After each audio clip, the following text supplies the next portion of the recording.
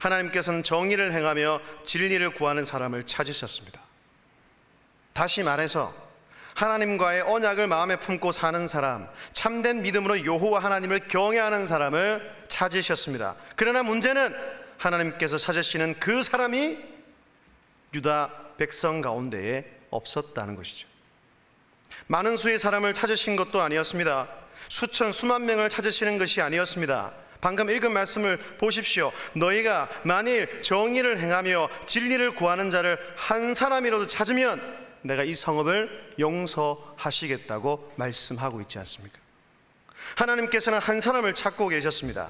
하나님께서는 망하게 하지 않을 수 없는 유다의 상황을 보시고 탄식하셨습니다. 우셨다는 얘기예요. 그들은 실망 그 자체였습니다. 그럼에도 하나님께서는 그 시대에 그 사람들을 살리고 싶었습니다. 망하게 하는 것은 할 수 있으면 보류하거나 심판하는 것은 중단하고 싶었습니다. 그러기 위해서는 명분이 필요했다는 것. 망하지 않게 할 만한 핑곗거리, 적당하게 설명할 수 있는 하나님의 그 명분이 필요했습니다. 그래서 한 사람이 있다고, 한 사람이 있으니 그 한 사람 때문에 나라를 망하게 할 수 없다고 말씀하시고 싶어 하셨다는 것입니다. 여러분, 하나님의 이런 마음, 이런 안타까운 마음, 이런 애끓는 마음이 느껴지십니까? 우리 하나님은 세상을 사랑하시되 끝까지 사랑하시는 하나님이십니다. 자기 백성을 무한히 사랑하시는 하나님이십니다. 긍휼히 한없이 베풀어 주시는 하나님이십니다. 그런데 문제는 하나님의 백성이라고 하는 유다 백성 중에, 그것도 거룩한 도시라고 자부하던, 그들이 자랑하던 예루살렘에 그런 사람이 없었다는 거예요. 하나님을 진심으로 사랑하고 경외하는 한 사람, 진리이신 그분의 말씀을 쫓아 살아가는 한 사람, 그런 자가 예루살렘에 없었습니다. 오늘 말씀을 보고 있으면 마치 창세기에 나오는 소돔과 고모라의 상황을 떠올리게 만듭니다. 타락한 그 도시를 향하여 하나님께서 무엇이라고 말씀하셨습니까? 소돔과 고모라에서 의인 10명만 있어도 멸망시키지 않고 그들을 용서하시겠다는 것이 하나님의 말씀이고 약속이었습니다.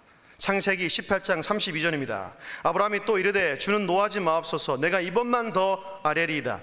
거기서 10명을 찾으시면 어찌하려 하시나이까? 이르시되 내가 10명으로 말미암아 멸하지 아니하리라.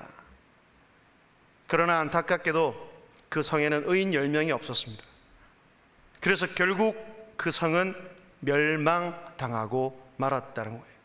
마찬가지로 지금 남유다 예루살렘 안에도 하나님께서 찾으시는 소수의 믿음의 사람이 없었다는 것입니다. 그럼 이것을 한번 적용해 봅시다. 우리 대한민국의 상황이 어떻습니까? 하나님이 보시기에 이 대한민국에서 진짜 하나님이 찾으는 사람, 믿음의 사람이 과연 몇 명이나 될까요?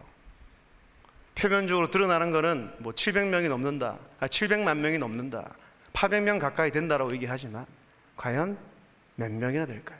그 범위를 더 좁혀서 이 김해 땅에는요, 그 범위를 더 좁혀서 우리 교회 공동체 안은요, 더 좁혀서 여러분 지금 예배를 드리는 이곳에 하나님이 찾으시는 의인이 과연 몇이나 될까요? 소원하기는 이 자리에 있는 여러분, 저와 여러분 모두가, 더 나아가 우리 교회 모든 성도들이 진짜 믿음의 사람, 곧 하나님이 찾으시는 의인이 될 수 있기를 주님 이름으로 축복합니다.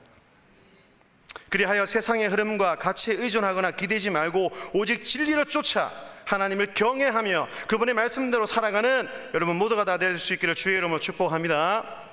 여러분, 이들이 이런 지경에 이르게 된 것이 종교도 제사도 제사장도 없었기 때문이 아니었습니다. 모든 것이 다 있었고 이루어지고 있었습니다. 아니, 오히려 너무나 풍족하고 풍성해 보였습니다. 예루살렘에는 하나님의 위한 성전이 있었고 그것은 제사장으로 넘쳐났습니다. 그리고 날마다 제사도 드렸고 그곳에는 여호와 하나님의 이름을 부르는 이들이 있었습니다. 그런데 문제는 그것이 모두 거짓이었다는 겁니다. 본문 2절입니다. 그들이 여호와께서 살아계심을 두고 맹세할지라도 실상은 뭐라고요? 거짓 맹세니라. 문제는 바로 여기에 있었습니다. 그들은 여호와의 이름으로 맹세했고 입술로는 하나님을 찬양하고 제사도 드렸지만 그 모든 것이 거짓이요 형식뿐이었습니다. 입으로는 여호와를 불렀지만 마음은 멀었습니다. 마음과 중심이 빠진 제사를 드렸다는 거예요. 그들은 종교를 가지고 있었고 제사를 드릴 수 있는 장소도 있었고 여호와 하나님의 입을 입에 달고 살았지만 모든 것이 가짜였습니다. 그들의 부르짖는 모습, 그들의 맹세, 그들이 드린 제사, 그 모든 것이 거짓이었다는 것입니다. 여러분, 이것은 그 백성들이 하나님을 경외하지 않았다는 증거가 됩니다. 정말 하나님께서 살아계셔서 그들을 다스리고 통치한다고 믿었다면 그들이 그렇게 하지 못했을 것입니다. 그들의 마음이 하나님을 향한 참 믿음이 없었기 때문에, 하나님을 그들의 진정한 왕으로, 진정한 구주로 인정하지 않았기 때문에 이런 일들이 벌어지게 된 것입니다. 그들의 위상과 거짓으로 자신을 포장하면서 불신앙의 죄를 짓고 있었다는 것이요. 이들의 영적 상태를 한번 보십시오. 본문과 3절, 4절도 함께 읽겠습니다. 시작. 주의 눈이 진리를, 그들이 아픈 줄을 알지 못하며 그들을 멸하실지라도 그들이 징계를 받지 아니하고 그들의 얼굴은 바위보다 굳게 하여 돌아오기를 싫어하며 내가 말하기를 이 무리는 미천하고 어리석은 무뿐이라 여호와의 길 자기 하나님의 법을 알지 못하니. 아멘. 주님의 눈은 진리를 찾고 있는데 그들은 하나님께서 치셔도 아픈 줄을 몰랐습니다. 하나님의 징계가 그들에게 임했음에도 그들은 깨닫지 못했습니다. 이미 양심이, 그 마음이 마비가 되어 깨닫지 못했다는 것입니다. 꾸중과 책망도 귀에 들어오지 않았습니다. 선지자를 통해 주신 하나님의 경고의 말씀에 귀를 기울이지 않았습니다. 하나님의 말씀을 하찮게 여겼고 하나님께 돌아오기를 싫어했으며 거부했다는 것입니다. 이들은 비천하고 어리석었습니다. 여기서 말하는 비천함은 경제적 가난을 의미하는 것이 아니라 영적 빈곤을 포함한 총체적 빈곤을 뜻합니다. 그리고 어리석음이란 지식이 없음을 말하는 것이 아니라 마땅히 깨달아야 할 것을 깨닫지 못하는 그들의 영적 무지를 지적하고 있는 것입니다. 여러분, 예레미야 선지자가 하나님의 말씀을 전하는 이때는 이미 하나님을 떠난 북왕국 이스라엘이 아수르에게 망한 지 오래였습니다. 다음 차례는 남유다였고 이미 적군이 바벨론이 그들을 삼키기 위해 거의 가까이 와 있었습니다.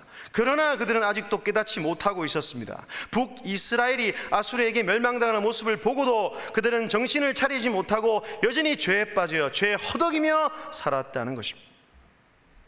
사랑하는 성도 여러분, 혹시 이러한 모습이 저와 여러분의 모습은 아닙니까? 나와는 전혀 상관없는 남의 이야기라고 자신 있게 손들고 말할 수 있습니까? 오늘 이 말씀이 예레미야 시대의 한심한 사람들과 그들의 이야기이고 오늘의 나는, 우리 공동체학은 그렇지 않다라고 말할 수 있느냐는 겁니다. 그렇게 말하기에는 우리의 모습이 하나님 앞에서, 말씀 앞에서 너무나 부끄럽습니다. 유다 백성들의 모습이 오늘 우리에게도 그대로 드러나고 있습니다. 아니, 어쩌면 하나님이 보시기에 더 타락한 모습일 수도 있습니다. 그럼에도 우리들은 아무런 위기의식이 없는 것 같습니다. 별 문제가 되지 않는다고 생각합니다.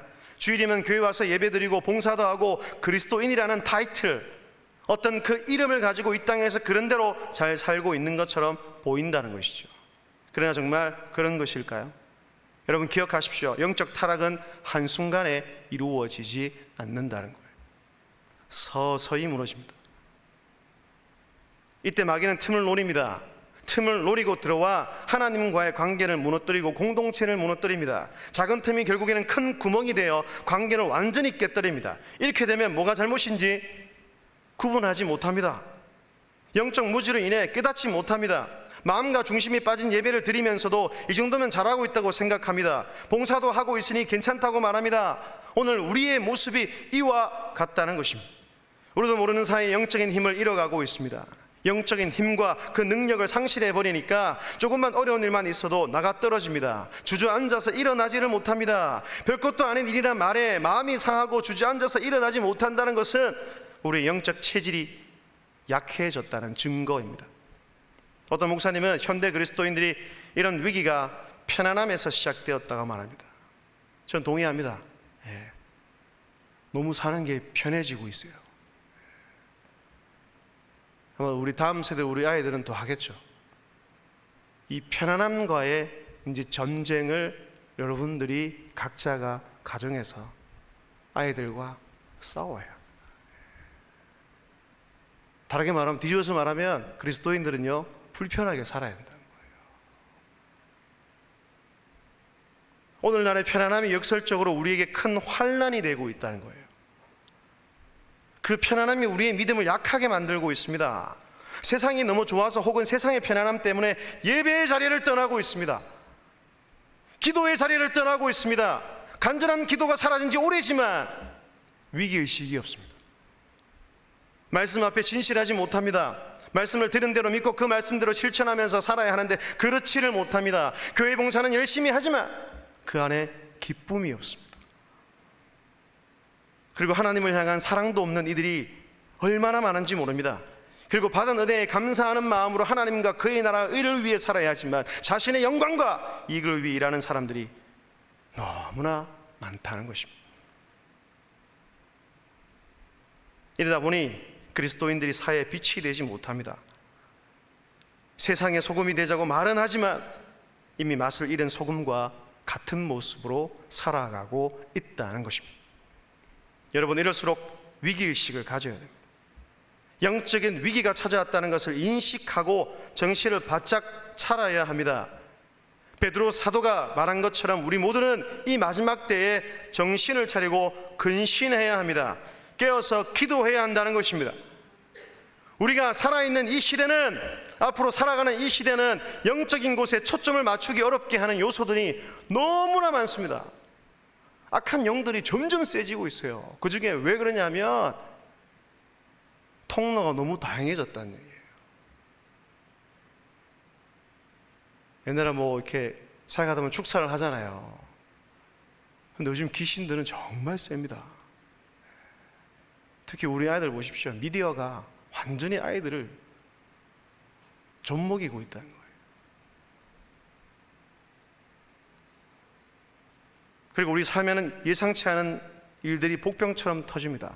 코로나 우리가 생각이나 했습니까? 한 번도 해본 적이 없어요. 주일날 예배가 중단될지 어떻게 알았습니까?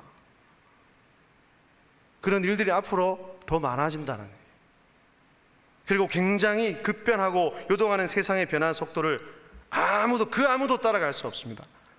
또한 우리의 대적마귀는 우는 사자같이 두루 다니며 하나님의 자녀들을 삼키려고 찾아다니고 있습니다. 넘어뜨리고 악한 길로 인도하기 위해 끊임없이 공격합니다. 나 자신을 공격합니다. 우리의 자녀들을 공격합니다. 성도들을 미혹합니다. 이럴 때 우리는 영적 긴장감을 가지고 더욱 정신을 차리고 근신해야 한다는 것입니다. 영적 긴장감을 가지고 살아야 우리의 영적 감각이 무뎌지지 않습니다. 영적으로 무감각해지면 이게 죄인지 죄가 아닌지, 내가 하나님 관계에 바로 서고 있는지, 내가 하나님을 떠났는지, 하나님과 확실히 진하게 살고 있는지를 모른다는 거예요. 유다 백성이 그랬다. 영적 감각이 무뎌지는 것은 아주 심각한 병입니다. 왜냐하면 영적으로 죽는 것은 마치 온몸이 병들어 몸 전체가 죽어가는 것과 같기 때문입니다. 그래서 제가 여러 번 말씀드렸죠. 그렇기 때문에 우리의 마음과 중심을 잘 지켜야 한다는 거예요. 하나님을 향하고 저 하늘을 향하고 말씀을 붙들고 살아갈 이유가 바로 여기에 있는 것입니다. 여러분, 유다 백성들이 마음과 중심을 지키지 못하고 영적으로 무감각해졌을 때 하나님께서 어떤 진노를 내리셨습니까? 본문 7절 앞부분을 보십시오. 굉장히 무서운 말씀을 하십니다. 내가 어찌 너를 용서하겠느냐?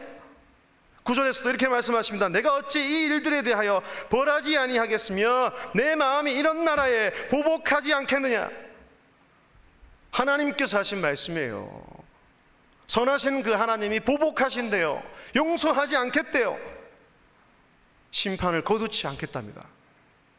사랑하는 여러분, 오늘 이 말씀이 우리에게 촉구하는 결론은 분명합니다. 우리를 향한 하나님의 요구는 명확합니다. 그것은 바로 우리의 심령이 회복되는 것입니다.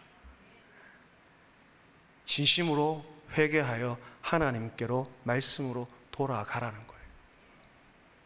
우리의 심령이 새로워지고 영적으로 회복되어서 하나님이 찾는 새 사람이 되는 것, 이것이 오늘을 살아가는 우리 성도들을 향한 하나님의 요구인 줄로 믿습니다. 한때 해가 지지 않는 나라라고 불리던 한 나라가 있었죠. 영국입니다. 산업혁명이 한창이는 18세기 영국은 매우 부패했습니다. 산업화로 인한 인구의 도시 집중은 빈부격차와 함께 온갖 범죄와 타락을 불러왔습니다. 경제적 부흥이 일어나면 이렇게 된다는 얘기예요. 우리나라 그렇잖아요. 어떤 시대보다 지금은 살기 편하고 돈도 많은 시대잖아요. 그럼 희한하게 이 믿음은 반비례로 간다는 거예요. 교회가 무너지고 있잖아요. 교회가 세속화되고 있습니다. 경제적인 부흥은 오히려 영국을 병들게 했고 죄악이 그 나라를 온 나라를 뒤덮었습니다. 타락이 급속하게 진행될 때 그때 한 사람, 영국의 부흥사 존 웨슬리라는 사람이 있었습니다. 그는 목사의 아들이었고 옥스퍼드 대학 출신으로 목사가 되어 신대륙에 선교사로 다녀오기까지 했지만 그때 아직 하나님이 찾으시는 사람은 아니었습니다. 왜냐하면 형신만 있었을 뿐 진정으로 거듭나지 못했기 때문입니다. 그러나 그는 1738년 5월 24일 한 가정집 집회에서 깨지고 변화되었습니다. 하나님이 찾으시는 새 사람으로 변화되었다는 거예요. 그날의 일을 기록한 일기장을 보면 다음과 같이 적혀 있습니다. 그날 저녁 나는 마지못해 끌려가는 기분으로 한 가정에서 모이는 집회에 나갔다. 어떤 사람이 루터의 로마 주석을 읽어 내려가고 있었다. 9시 15분 전쯤 그가 예수 그리스도 안에 있는 믿음을 통해 우리에게 일으키시는 변화를 설명할 때 내 마음이 뜨거워지는 것을 느꼈다. 나는 구원을 위해 오직 한 분 그리스도만을 의지한다고 느꼈으며 그가 우리의 구원을 위해 죄를 없애시고 죄와 죽음의 법에서 구원하셨다는 확실한 증거를 얻었다라고 고백하고 있습니다. 그날 밤 그는 변화되고 새 사람이 되었습니다. 주님이 나의 모든 죄를 사해 주시고 주님 한 분을 믿고 그분을 붙드는 것 외에 아무런 희망이 없다는 것을 깨닫게 되자 그 속에 영적 부흥이 일어났다는 것입니다. 한 사람이 변하자, 한 사람이 변화되자 영국 사회가 변화되기 시작했습니다. 한 사람의 부흥이 온 나라의 부흥으로 이어졌다는 것입니다. 그 한 사람으로 인해 얼마나 많은 사람이 주님께로 돌아왔는지, 새 사람으로 거듭났는지 역사가 우리에게 증거해 주고 있습니다. 그리고 여러분, 1907년 평양 대부흥의 운동, 그 부흥의 역사가 어떻게 시작되었습니까? 한 사람의 변화로 시작되었습니다. 그 한 사람, 길손주 목사님의 진심 어린 회개가 영적 부흥의 불씨 도화선이 되어 공동체를 뒤집어 놓았습니다. 이 부흥의 역사는 전국에 있는 각 교회로 번져갔고 결국 온 나라의 부흥으로 이어졌다는 겁니다. 우리 가정의 변화, 이 교회의 변화, 이 땅의 변화, 이 나라의 변화가 회복은 바로 그 한 사람, 나라부터 시작된다는 거예요. 주의 꿈을 안고 일어나리라. 선한 능력으로 일어나리라. 이 땅의 부흥과 회복은 바로 나로부터 시작되니 주의 꿈을 안고 일어나리라. 선한 능력으로 일어나리라. 이 땅의 부흥과 회복은 바로 나로부터 시작되니. 할렐루야. 이 부흥의 시작이 바로 한 사람, 바로 나 자신부터 깨어져야 내 가정이 변하고 우리 교회가 영적으로 부흥하고 우리 나라가 영적으로 회복해질 줄 믿습니다. 여러분, 우리가 영적으로 부흥하기를 원합니다. 우리의 심령이 새로워지기를 간절히 원합니다. 우리 교회 성도들 가운데 형식적인 거짓된 맹세만 일삼는 사람들은 한 명도 없게 되기를 원합니다.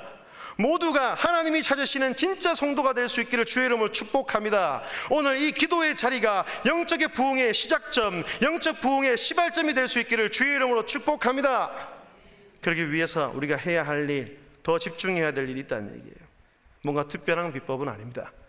새로운 것을 의미하는 것이 아닙니다. 지금까지 해왔던 것들을 더 열심히 하고 그것에 집중해야 됩니다. 그 첫 번째가 뭡니까? 예배의 자리를 놓치지 말라는 얘기예요. 아무리 바빠도 하나님께 예배드리는 시간을 놓쳐서는 안 됩니다.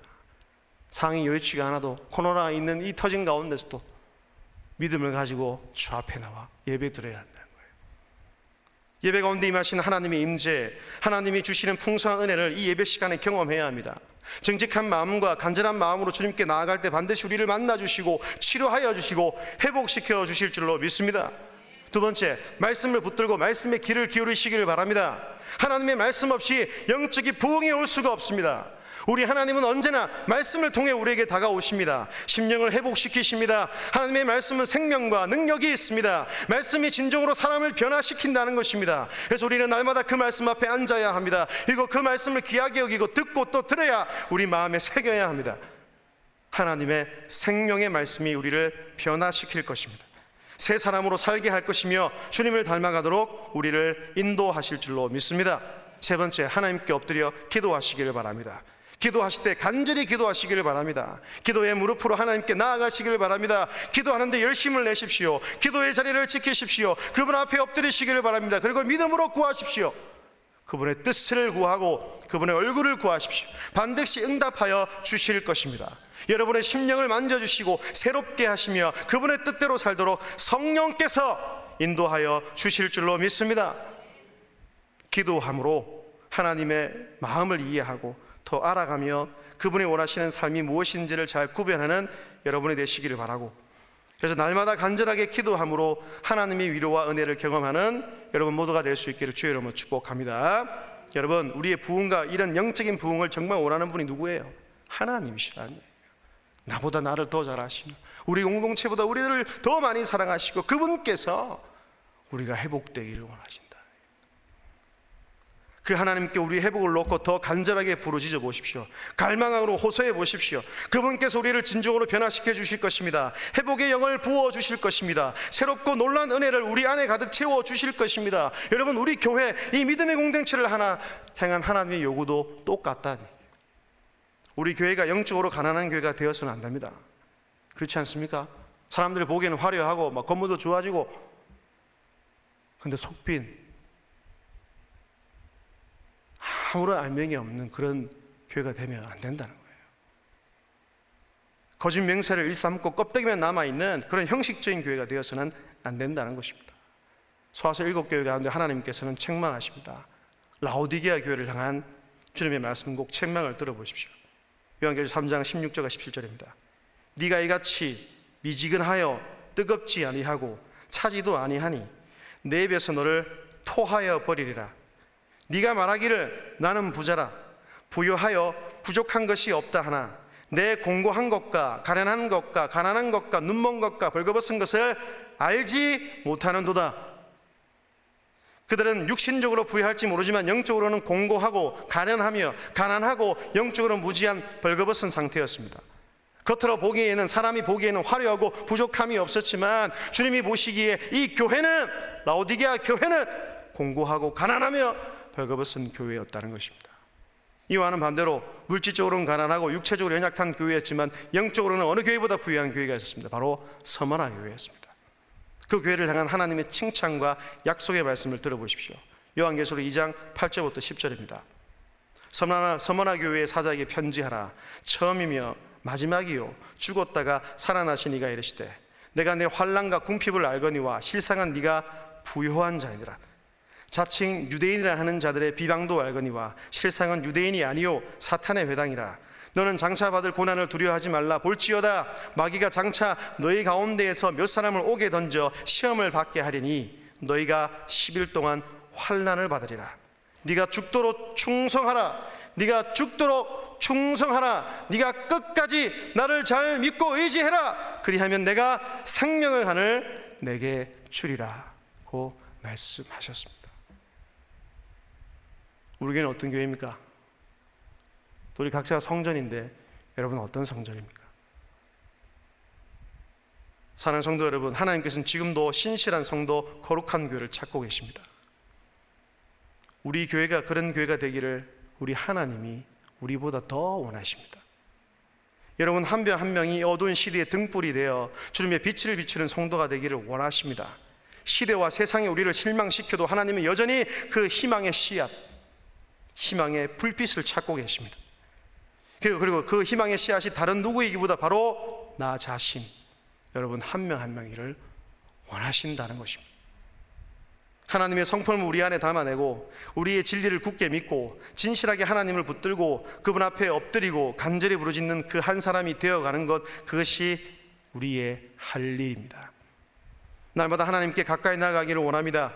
살았다는 이름만 있는 가짜 성도가 아니라 실제로 살아있는, 그래서 능력 있는 그리스도인이 되어서 가정을 변화시키고 기관을 변화시키고 우리 교회를 변화시킬 수 있기를 바랍니다. 그런 우리를 통해, 그런 믿음의 사람들을 통해 하나님께서 일하실 것입니다. 이 교회 위에 놀라운 부흥의 은혜를 내려주실 것입니다. 질적으로 성장하고 양적으로도 부흥케 될 것입니다. 더 나아가 이 나라, 이 민족까지도 고쳐주시고 회복시켜 주실 줄로 믿습니다. 그것을 기대하십시오. 그날을 사모하십시오. 믿음으로 바라보십시오. 생명의 멸류관을 받는 그날까지 이 땅 가운데서 신실하게 살아가는 거룩한 주의 백성, 하나님이 찾으시는 의로운 한 사람, 그 믿음의 한 공동체가 될 수 있기를 주의 이름으로 축복합니다.